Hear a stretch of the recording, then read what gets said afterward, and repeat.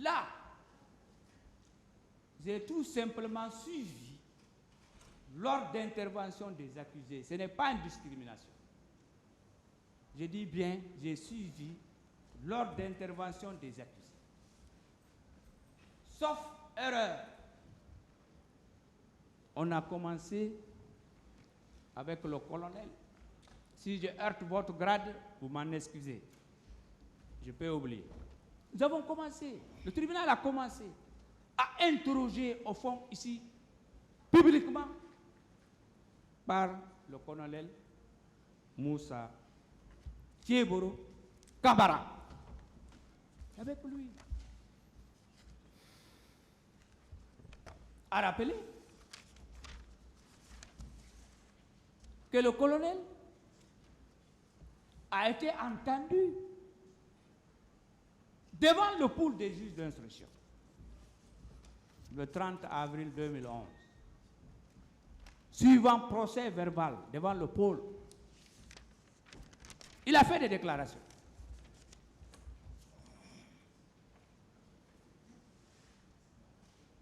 Mais il a été entendu aussi en audience publique. C'est un secret de polichinelle. Entendu à l'audience publique du 10 octobre 2022, du 12 octobre 2022, etc. Mais on ne reviendra pas sur beaucoup de choses, sur les faits. C'est qui est évident. Le colonel s'est rendu au stade. Il est parti au stade avec ses éléments. Il est entré au stade. La preuve, c'est quoi? Je tire lui de preuves dans les déclarations de l'ex-chef de l'État, capitaine Moussa Daïdi Camara, qui a dit ou déclaré, affirmé, soutenu qu'il n'a jamais donné l'ordre au colonel de se rendre au stade. Pourquoi le colonel est parti au stade avec ses éléments armés? Ce qui s'est passé à la terrasse, ce qui s'est passé auprès de la pharmacie Manizé, je n'en reviens pas. Je veux des éléments clairs pour aider le tribunal à la manifestation de la vérité. Donc, un de ses co-accusés, à qui je respecte tous d'ailleurs, le chef de l'État, l'ancien chef de l'État, a déclaré qu'il n'a jamais ordonné au colonel d'aller pour maintenir un ordre. Alors, pourquoi il est parti là-bas? Pourquoi il est parti? Il y a eu des morts, il y a eu des viols, il y a eu des blessés, il y a eu des tortures. Pourquoi? Oui. Monsieur le colonel et le commandant Toumba, ils s'abritent derrière quoi? Ils s'abritent derrière quoi? Je vous aime, je vous respecte. Ils s'abritent sur quoi? On était parti pour sauver les leaders. Pour celui qui connaît le stade, j'ai suivi Bob Marley là-bas, je connais le stade. J'ai reçu Abdou Diouf là-bas, je connais le stade. Bien. Alors, pourquoi ils n'ont pas arrêté le massacre? Ils ont traversé la pelouse. Prétexte, alibi, on est venu sauver les leaders. Mais il y a un grand homme qui est passé par là, à qui vraiment, je l'admire, M. François Louzenifal. Il dit en français, il nous a sauvés, il n'était pas venu nous sauver. Vous voyez, il a très bien dit, c'est du français, pour celui qui comprend.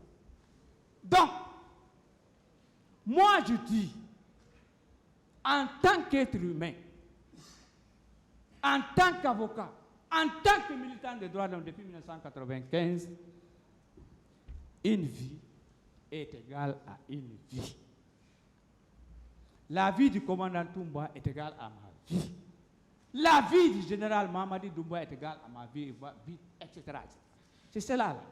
Pour moi, hein, Donc il fallait arrêter le massacre. Donc cela ne tient pas. Je ne dire pas.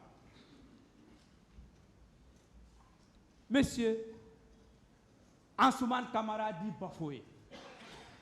Il a témoigné ici. Il a témoigné ici. Il a déclaré clairement. Il dit, c'est lorsque le commandant Toumba et ses éléments, le colonel Moussa Tcheboro Camara et ses éléments sont entrés dans le stade que les tirs ont commencé. Hein? Il n'y a pas preuve mieux. Nous sommes en matière pénale, il n'y a pas preuve mieux. Un témoin de la police, il déclare ici, c'est lorsque le commandant Toumba, un grand taekwondo-man, et ses éléments sont entrés dans le stade et le colonel a commencé. Le reste, tout le monde le connaît. Donc, voilà pour le colonel. Et que ça a été préparé. Ils savaient, en allant avec des armes de guerre, en face des populations, une population des femmes et des jeunes, des vieux, non armés. Qu'en ouvrant le feu, c'est la mort. L'intention criminelle, est là. L'intention de faire du mal est là. Les viols, je ne parlerai pas de ça. On connaît. Donc, voilà pour le colonel. Le deuxième qui est venu à la barre ici, je suis leur chronologie d'intervention, c'est M. Marcel Guilabou. Je ne vais même pas retarder ici. M. Marcel, qui a été entendu sous commission rogatoire en 2010, le 26 mai, qui a été entendu le 3 novembre devant le pôle des juges d'instruction, et qui a été entendu devant la juridiction de jugement le 12 octobre 2022, et aussi en juillet 2023, à date 10, 11, 12, 17, 18 juillet 2023. Qu'est-ce qu'il faut retenir pour M. Marcel Guilabou? Je vous souhaite la paix. Je ne vous souhaite jamais du malheur. Mais il faut que je dise ce qui s'est passé. Pour M. Marcel, pour l'épingler, pour le déclarer coupable de ces crimes contre l'humanité, là, il y a 2 éléments seulement. Lors de la première audience, j'étais malade, j'étais couché. Il a nié tout qu'il n'était pas au stade. Il revient ici avec une brochure certainement bien tapée, disant qu'il était au stade. Ah, mon Dieu! C'est ça, Monsieur Marcel. Ça suffit. Mais je vais dire ce que vous avez déclaré à l'audience du 11 juillet 2023, Monsieur Marcel. Vous avez dit, je confirme que je suis sorti du camp pour aller au stade. Ça suffit. Mais M. Marcel a des éléments. Il y a eu des morts au stade, c'est un militaire, c'est un béret rouge. Je souhaite que vous ayez des circonstances atténuantes. Mais ça, c'est évident et c'est clair. Il y a aussi, il déclarait, je confirme avoir vu les recrues de Kaléa au camp Alpha Yaya Diallo. Déclaration de Marcel, audience du 17 juillet 2020. Ça, c'est la preuve. Parce qu'ils sont ensemble. Avec tous, ils sont ensemble, beaucoup ici. Je vais citer le commandant Toumba, l'ancien chef d'État, Moussa Tcheboro, et autres. Donc, la milice ou les éléments de Kaléa, c'est un accusé qui nous dit, ils étaient venus Il y a aussi Soumaoro qui l'a soutenu ici, un témoin qu'on a torturé au 30 d'escalier. Que les jeunes de Kalia sont venus du 25 au 26 septembre 2009, lors d'intervention. Monsieur le Président, ah mon commandant Touma, merci d'avoir sauvé la terre de vos ancêtres. Merci d'avoir sauvé sa démocratie par votre bravoure à travers vos actions héroïques. Le peuple de Guinée vous restera jamais reconnaissant. Monsieur le Président, Messieurs les assesseurs, comme vous venez de suivre le développement que j'ai entamé hier et que je poursuis maintenant, il est donc constant qu'aucune preuve n'a été apportée contre mon commandant par ses accusateurs. En tout cas, aucune preuve de sa culpabilité n'a été débattue contradictoirement devant vous ici. Monsieur le Président, vous avez bénéficié, vous et vos deux assesseurs, vous qui avez la lourde responsabilité, après tous ces débats, de vous prononcer sur le sort de chacun des accusés. Vous avez eu une chance inouïe, une chance inédite, Monsieur le Président, c'est que, avant même d'entreprendre toute décision de justice, vous avez été témoin pendant l'instruction définitive de la rétractation de certains témoins qui avaient accusé à tort mon commandant. Vous avez assisté à la rétractation d'une victime qui avait accusé à tort mon commandant, Monsieur le Président. Monsieur le Président, je crois que vous devez pouvoir vous saisir de cette chance qui n'est pas donnée à tous les juges criminels. Cette chance qui doit vous permettre d'éviter de tomber dans l'erreur judiciaire. Monsieur le Président, dans d'autres affaires, l'erreur judiciaire n'a été découverte qu'après des années et des années de condamnation. Qu'après que les condamnés aient purgé des années et des années de condamnation. Mais vous, avant même que vous ne mettiez ces dossiers en délibéré, vous êtes déjà édifiés. Vous êtes déjà au bain de tous les faits. Vous êtes imprégné de tous les faits. Vous êtes imprégné de l'innocence de mon commandant, Monsieur le Président. Et il est sûr que, au regard des faits débattus, que vous ne tomberez pas dans l'erreur judiciaire. Vous ne ferez aucune erreur d'appréciation des faits. Et à propos, je vais vous donner, il y a un confrère qui m'a précédé, il a parlé de l'assertion d'un grand monsieur. Je vais faire autant. Je crois, parfois, quand on défend, on peut se rencontrer sans s'être vu, sans s'être parlé. Je vais parler de René, disons, Floriot.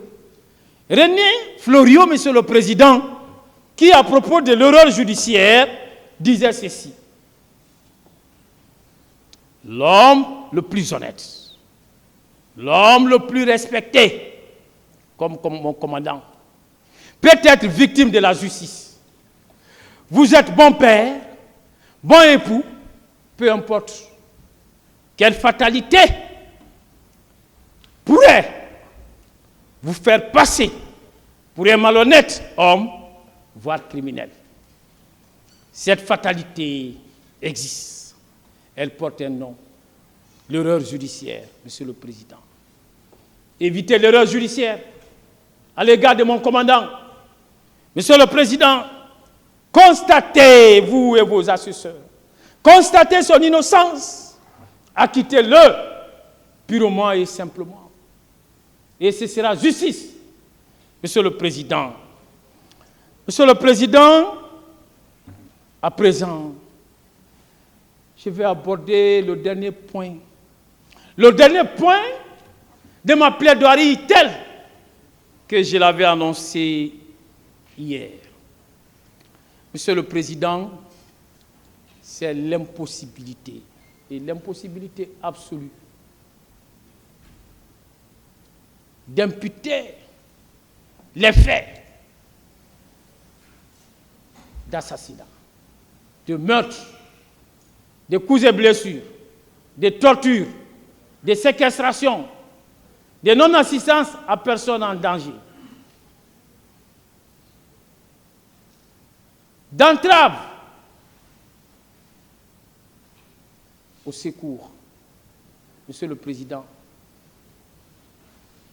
ces faits-là, je ne suis pas là en train de dire que ces infractions n'ont pas existé. Non, ces infractions existaient.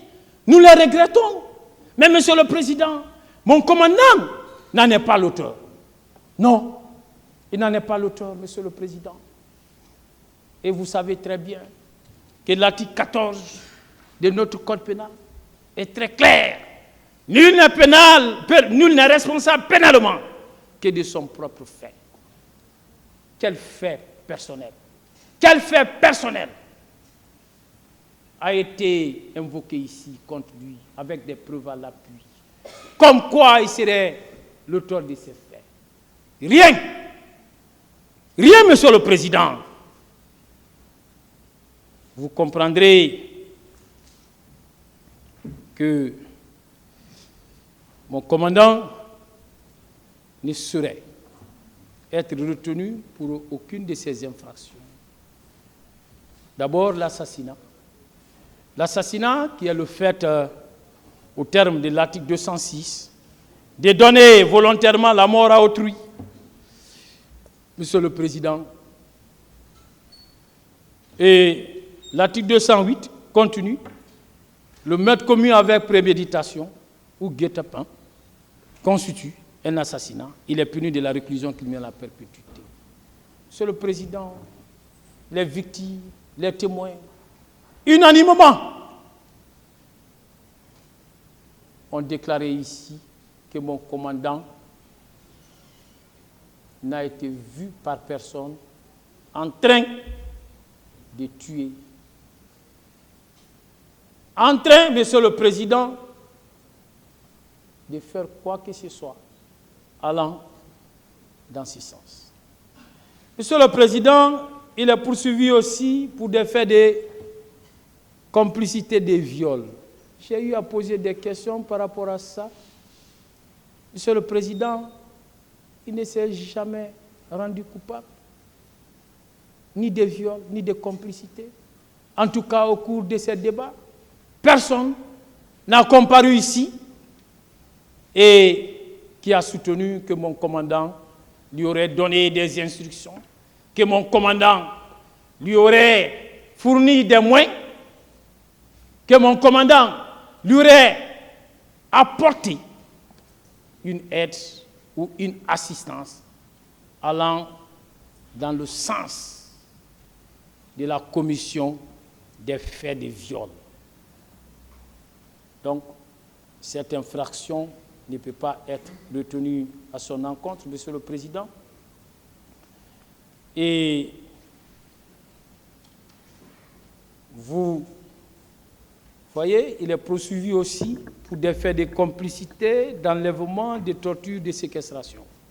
Monsieur le Président, il n'a enlevé personne, il n'a séquestré personne, En tout cas, les débats l'ont prouvé et aucune preuve n'a été rapportée, ni par les partis civils, ni par le ministère public, même à travers les petits détails dont ils ont fait état ici, sur la base des suppositions, sur la base d'imagination.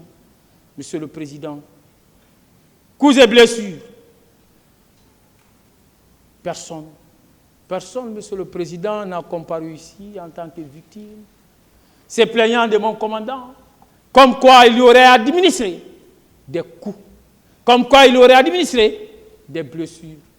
Monsieur le Président, cette infraction aussi ne peut être établie à son égard